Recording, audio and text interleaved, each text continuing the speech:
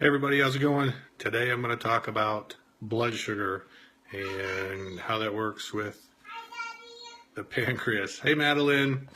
So the pancreas is the gland that takes care of your blood sugar. And I always hear people talk about diabetes, blood sugar being high, being low. But I really want to kind of explain a little bit, at least how I learned this recently. It's really helped me to explain why I'm staying away from refined sugars and how bad that is for you.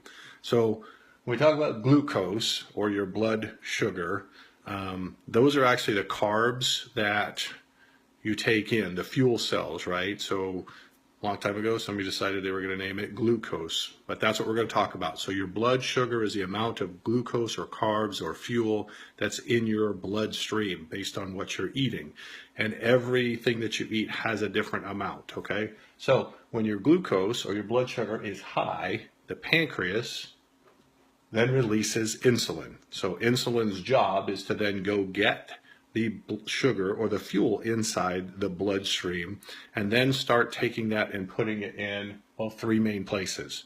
It puts it in your muscles first until your muscles are full. If there's no more room, then it starts storing that in your liver. And these are now just all the sugar that's going in there or fuel. The last place it does is just start storing it as fat. So once your muscles are full, your liver's full, then it starts storing it as fat. I'll get to that and explain this graph behind me in a minute. The other thing that happens is if there's not enough and your body needs fuel or sugar, glucose, your pancreas then releases glucagon. Glucagon's job is to go find glucose for the body to use as fuel in muscles, liver, and fat. Okay, so if you don't have enough blood sugar in there, then pancreas releases glucagon. Glucagon then goes and finds these fuel sources inside your body. So to this chart here. Sorry, there's a little glare. There, it's a little better. So here's what happens when you eat refined sugar, and this is why I cut it out. This is why they totally no longer eat refined sugars. So when you consume refined sugars, and normal blood sugar for you is about 100. That's anywhere from 80 to 100 is pretty normal, okay? Once you consume that within the first hour, your blood sugar spikes to 170, okay? That's really high. 200, I think you're probably looking at some serious medical issues. But your blood sugar spikes. So what does your body do? Oh, we've got all this blood sugar in here.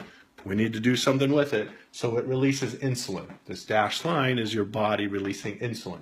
So you can see it's trying to compensate for the blood that's in your sugar at the 1 hour mark. The problem is that this stuff then starts totally depleting and getting out of your system, burning out fast before the insulin, which has now seen all the sugar in there and is bad stuff for you, can react. So at about 2 hours into it, your blood sugar kind of hits a normal level, but where's your insulin? You get so much insulin in your bloodstream still, right at the 2 hour mark.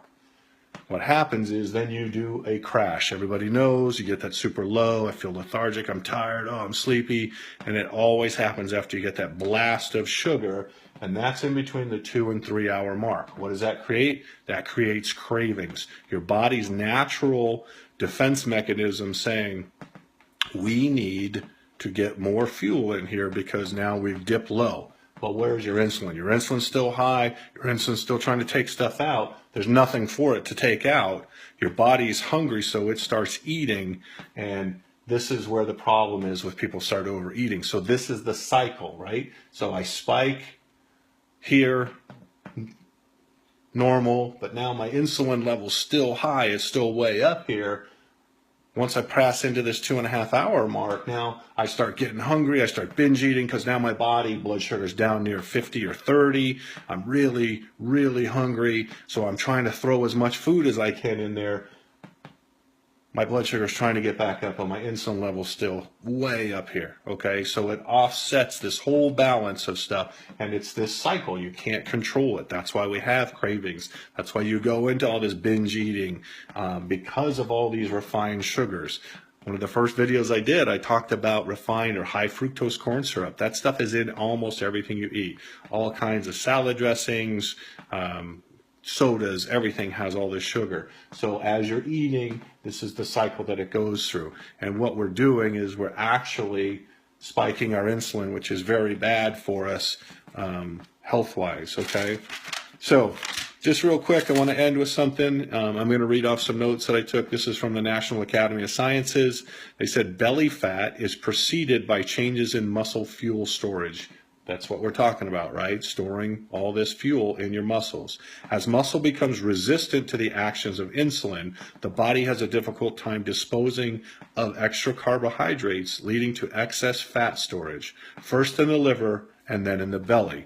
So what's happening here? We're insulin resistant, right? Our body's released all this stuff. There's nothing for it to go get. So this is where, my opinion, and those that I've been studying say, this is what's happened. This is what creates that insulin resistance in your body. Your body's like, hey, we keep pushing insulin out. You don't have enough fuel for us, so it stops producing these insulin when you don't have it, right? And then what's it do? It's preceded by burning up all the stuff in your muscles, right? All the fuel, okay? And the last part of this is it appears that by the time the belly fat shows, there's already significant underlying derangement in the body's muscle tissue, creating a greater risk for disease. We know what kind of diseases are caused by blood sugar. I'm not a doctor. I'm not here to tell you something, but what I am here to show you is what happens when you start putting all the sugar in your body and how bad it is for you. What I've got coming up, the next topic I'm going to do, not sure when, but it'll blow you away. So stay tuned for that one. And thanks for tuning in. See ya.